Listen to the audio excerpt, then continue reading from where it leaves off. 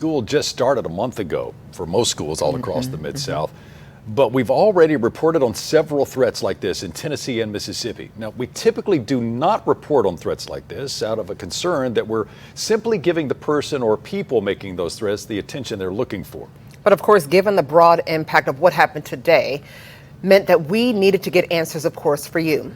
But getting those answers today has been anything but easy. Let's go to Fox 13's Dominique Dillon. She continues our team coverage live at MSCS headquarters. So Dominique, Fox 13 began asking the district, the Shelby County Sheriff's Office, the Memphis Police Department, the DA's office for someone to talk to us starting late this morning. Yeah, that's absolutely right, Daryl. And a news conference just wrapped up inside the MSCS headquarters. We had the superintendent, Memphis Police, along with SCSO, standing right here behind me, addressing everyone in this auditorium and beyond and answering questions. We learned that all schools went under a soft lockdown due to the threat. 3 students at Whitehaven were detained, and they're being questioned right now. Now, they were not related to the original threat. The threat that happened at Southwind was called in at 7 in the morning, according to Dr. Fagans.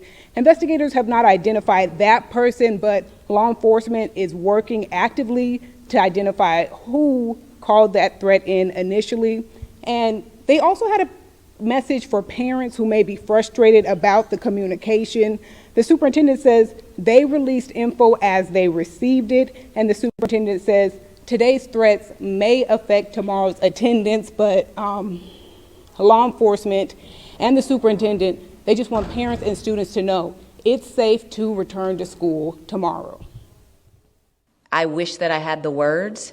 I wish that we could provide the promise, if you will, that everything will always be okay. But what we do know is as long as we continue to strengthen our partnerships as local law enforcement authorities and the district, certainly with our media, as you serve as, true communication measures as well with our families and even our students, then we know that together we can walk through times like this certainly a lot better than we do and can individually. On Fox 13 News at 6, an opportunity to hear from Sheriff Bonner about how they are addressing these threats, especially when it involves students, so that they don't see copycats in the future. Thank you, Dominique. I was about to ask about the sheriff's remarks. We'll look forward to that at 6. Dominique Dillon live. Now, the DA's office also got back to us this afternoon. A spokesperson saying the DA was out sick and someone else who could speak generally about the crimes and penalties of making these threats was tied up in trial at the time.